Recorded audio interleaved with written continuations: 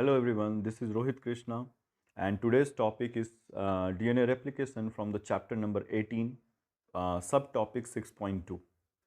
I have chosen this topic for my personal interest. I love to teach molecular biology, and at the same time, when we are through with this topic, I expect that you would be able to know that what are the different steps which are involved in replication process. At the same time, what are the different enzymatic system which are helping the cells to accommodate this very important process. So let's start. Replication is one of the basic processes that occurs within a cell. At the same time, this is one of the processes which is used to distinguish between the two type of cells, living and non-living. And this process involves the exact copy of making exact copies of the parental DNA, and in a higher class, or you will come to know that it is a semi-conservative mode. Making copy does not need to say that it is one copy of parental strand, and newly synthesized strands are used, or newly synthesized strands are produced simultaneously, just like that. But semi-conservative does mean that when a new strand of the DNA are synthesized, one of the strands they are parental strands, and one of the strands which are synthesized they are included with the parental strands. So newly DNA strand one contains one of the strands are from the parents and one of the strands are from the newly synthesized strand. It has its own importance to correct the DNA while any kind of error or mutation has happened in the DNA while replication, which we will discuss if required in the next necessarily required in coming classes. So, when two strands of the DNA molecule have complementary base pairing, the nucleotides of the each strand provide information needed to produce a new strand. Complementary base pairing that we have already discussed, or it has already been given in your previous sections, that there are two types of nitrogenous bases which are available in the DNA, and they have been classified under the purines. Short form it is written in PU, or I will completely write it down into purines and pyrimidines. Purines in DNA, they do contain adenine and guanine, whereas the pyrimidine, they do contain thymine and cytosine, where base pairing is adenine and thymine, guanine and cytosine, triple hydrogen bond formation takes place. So this is like this base pairing is giving you an idea how the next or the complementary base pairing is about to take place. Let us assume with some of the examples that has been given. Let's yes, let's draw a sequence of the DNA, and can we figure it out whether what is going to be the next sequence. I will just write it down as a smaller segment, that is A, G, C and T. So what is going to be a newly synthesized strand? On the other hand, it is going to be, let me change the color, it is going to be A, thymine base pairs with the adenine, cytosine base pairs with guanine, guanine base pairs with cytosine and adenine base pairs with thymine. So this is newly synthesized strand, and we can easily figure it out by the complementary base pairing what is the sequence in the parental strand and what is the sequence of the daughter strand it is going to synthesize. Now, the next step is from where the origin of replication takes place. The origin of replication takes place by the action of a protein or an enzyme which separates the two strands of the DNA from a specific site, which is called origin of replication. What is its benefit or what is its significance? The origin of replication does contain adenine and thymine rich sequences. Because of this adenine and thymine rich sequences, they do contain number of double bonds only instead of triple bonds. So melting of the DNA from this point is much more easier. Separation of the strand is much more easier. Suppose 10 CG sequences are available. What is going to be number of hydrogen bonds to be melted before the opening of this fork or origin of replication? Total number is 3 multiplied by 10 is equal to 30 bonds, as the guanine and cytosine does contain triple bond in between them. But in case of adenine and thymine, there are double bond of hydrogens which are available. If 1080 rich sequences are there, only 10 multiplied by 2, that is equal to 20 bonds needed to be melted during the opening of replication fork. So What does origin of replication does mean that it is also known as ORI-C in eukaryotes and simply ORI in prokaryotes. So origin of chromosomal replication, they are rich in AT sequences which make them to be very easily melting down so that the forks can be opened for the further chemical or enzymatic reaction to take place. The two strands separate and this point is forming replication fork. So if you are closely watching this, the two strands initially which were intertwined forming a double helical structure, now they are opening up from here. This is your helicase enzyme. This is your helicase enzyme and this is opening up your DNA fork for the single stranded to be replicated. We will come to in our next section come to know what is the helicase function and all. So what is happening? Origin of replication is required for the start of replication which are rich in AT sequences, making it much easier to melt down the hydrogen bonds so that the DNA forks can be opened for the replication. The particular position where the enzymatic action is taking place, it is called replication fork. Above there, ahead of it, DNA is still in the double helical structure and before that DNA is a single stranded structure. Once we are through with opening the helicase, what are the enzymatic event that is taking place? The helicase binds to the origin of replication and helicase separate the two strands of the DNA by melting the hydrogen bonds between the nitrogenous bases. Once the strands are separated, single stranded strands are separated, because of this helicase activity, there is a twisting of DNA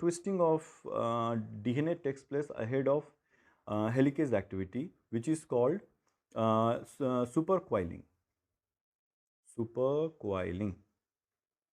Another enzyme is used to release down this supercoiling that separates the double helix above the replication fork and remove the twist formed during the unwinding process.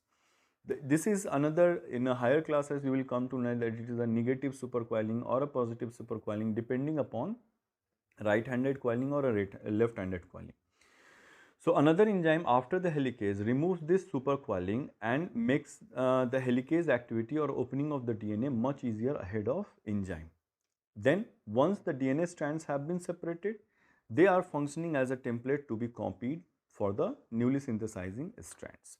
So in this diagram we can see that this is helicase enzyme working on a DNA strand to make it separated, and there are separate different types of enzymes which we are about to discuss in the coming sections, how they are getting recruited over the replication fork and how they are going to synthesize the proceed the replication process. Now DNA polymerase polymerases have a very distinct requirement of 3' pre-existing 3' OH, which I have included in my discussion. So if these primers are not available here, the DNA polymerase cannot add the nucleotide in air. I am including this term in air. It does mean that it cannot start from the zero to adding first nucleotide. It requires some of the stretch of the sequences, whether in the form of DNA or RNA, to provide the 3' OH group. What is 3' OH group? If you will closely look the structure of nucleotide, you will find that this is 3' OH, 1, 2, 3' OH, 4, 5 and phosphate. So this is the structure of nucleotide, any nucleotide, adenosine, guanosine and any nucleotide. So there are two ends which are very important for the nucleotide, and thereby their name, the DNA has been given name 3' or 5'. So this 5' end of the nucleotide, they do contain phosphate, and this 3' nucleotide contain OH group, which are required by your DNA polymerase to add new nucleotides. It provide a oxygen group to attack the to perform the nucleophilic attack on the upcoming nucleotide. Now for the polymerization process. So a shorter stretch of the RNA primer, segment of RNA nucleotide provide 3' OH to the DNA polymerase. A shorter stretch of a primer are synthesized over the DNA. It can be of 10 to 20 nucleotide stretch, and this primer is synthesized by the DNA template close to the origin of replication, and it provides the OH group where the DNA polymerase can come and bind over it, and they can keep adding the nucleotides by this end. Now, how this synthesis of this new nucleotide or new DNA takes place? After the formation of RNA primer, the nucleotides are added by the enzyme DNA polymerase one by one. A new complementary strand of the DNA formed from each of the parental strand. So again, just like I had discussed in the previous section, that once we know that what are the parental sequences over there, the complementary base pairing will take place by adding the nucleotides in complementation. As we know that thymine base pairs with adenine, cytosine base pairs with guanine base pairs with the cytosine, and adenine base pairs with thymine. This synthesis is unidirectional. It is going to be always from the 5' in towards the 3' end of the newly synthesizing strand. It was like Hamesha, it always creates a confusion between the students whether it is 5' to 3' on the parental strand or the newly synthesized strand. It is going to be a newly synthesizing strands. So one strand, in one strand, daughter strand is synthesized as a continuous strand, which is called leading strand. You will find that fork opening and the replication of two strands are completely opposite directions. So if I draw the structure of DNA, and if I draw it like in a 3' to the 5' end and 5' to the 3' to the 5' end, and if it is the replication fork, primer has been synthesized over here. Complementary base pairing does happen in anti-parallel ways. So it is going to be the 5' and 3' end. On one of the strands, always 3' end is available in the direction of fork opening. And in other strand, the direction is just opposite to replication. Direction of replication is replication, and this is replication. Direction of replication is just opposite to the direction of fork opening. So on those strands there where the direction of replication is same in the fork opening direction, this means the leading strand, and where the direction of fork opening is opposite to the direction of replication, it is lagging strand, and it requires number of times primers to be synthesized on this strand, which you will discuss in the discussed in the higher classes. So replication stops when the replication fork of the two sides meet at a site which is called terminus. Once the replication reaches to the terminal end of the DNA, replication stops right there. So this was the basic idea of replication that has been given in the textbook, but I will just suggest you that the process of replication is way more than these 4 or 5 slides, which you will come to know in the higher classes in 11th or 12th, where a lot of regulatory parts have been playing to control this replication and what is its importance in cell cycle. That is a part of your higher classes, not the part of your syllabus. So hopefully you would have been understood the process of replication, and if there is any doubt related with it, you are free to ask. Thank you so much.